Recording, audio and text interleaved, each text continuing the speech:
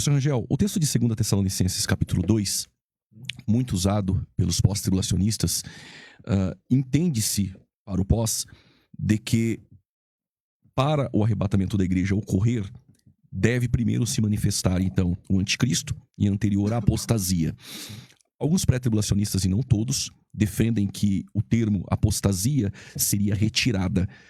Você também entende assim? Como que você enxerga 2 Tessalonicenses 2, versículo 2 e 3? A palavra apó significa lançar para longe, né? Para longe.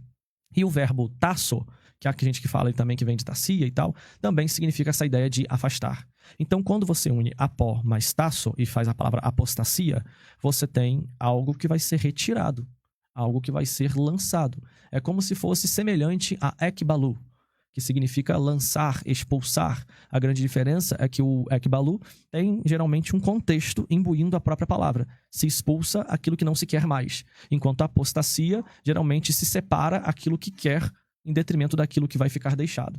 Então, essa construção, ela traz para a nossa vida a reflexão de que sim, pode ser traduzido aqui como partida. Se você perguntar isso para qualquer pessoa que não seja da área teológica e não esteja imbuído nesse debate e conheça bem o grego o suficiente, ela vai chegar nessa conclusão. Então, professor, por que parou de traduzir apostasia? Talvez pela problemática, talvez pelos financiamentos bíblicos que passaram a existir, que de alguma forma foram enviesados contra o pré-tribulacionismo a partir de Margaret MacDonald. Então, você pode perceber que depois do movimento pré ganhar uma certa conotação histórica, pronto, de repente parou-se de traduzir como partida. Agora eles apenas transliteram. Para transliterar, para quem não entende, é diferente de tradução. Transliterar é trocar as letras. Então você pega a palavra que está no idioma grego, coloca do idioma grego para o português só trocando as letras. É alfa vira A, é pi vira P, e por aí vai. Então não há na nossa Bíblia um sentido.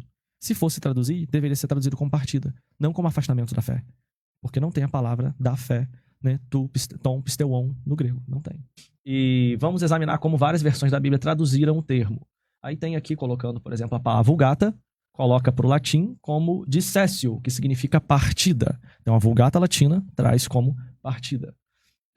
Essa tradução latina vai do século IV, a gente conhece bem. E aí você tem Teodoro de Beza concordando com esse posicionamento.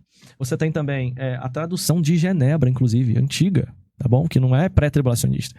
A gente sabe que segue uma linha bem diferente, colocando a ideia de partida também. E não só essas são as mais populares. Nós temos várias bíblias que elas são clássicas dentro do período chamado ali de pré-crítico, né? Porque foi antes de Karl Whiteman, antes da virada pragmática da crítica textual, que é do século XVI até o século XVIII, que trazem essa construção. Por exemplo, nós temos aqui a Bíblia de Wycliffe, de Tyndale, Coverdale, Kremner, Bíblia dos Calções, Bíblia de Beza e a Bíblia de Genebra. Todas elas dizem que primeiro virá a partida. Então, parece-nos que, conforme o tempo avançou, as pessoas optaram por fazer uma espécie de tradução diferente. E não, melhor dizendo, não é nem que traduziram, elas colocaram a expressão do jeito que estava no grego. E acabou ficando meio enigmático, né? Pois, se você colocar apostasia ali, aí eu pergunto, apostasia é o quê? As pessoas não sabem. Quando você faz teologia, geralmente elas entendem que é o afastamento da fé.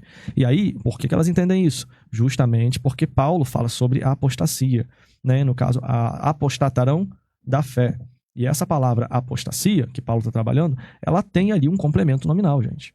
Então, esse complemento nominal que Paulo fala que se apostatarão da fé, não é a mesma construção sintática de 2 Tessalonicenses capítulo 2, verso 3, pastor. Porque aqui nós temos apenas o termo apostasia. Então, dizer que o afastamento aqui é da fé é alguém que está simplesmente olhando de forma ingênua para o texto e fazendo um link com a outra narrativa paulina. Ah, mas é tudo teologia paulina, tudo bem. Mas não significa que toda vez que a pessoa usa o mesmo termo, ela está querendo dizer exatamente a mesma coisa. Então, a falta de complemento nominal, ou até mesmo de adjunto adnominal, no grego, indicando a natureza dessa apostasia, faz com que nós venhamos entender, segundo Cláudio Moreno, especialista em semântica, e Luciana Sanches Mendes também, que esse texto deve ser traduzido na sua forma mais primitiva possível, né? Aquilo que a gente chama de categoria 1 dos campos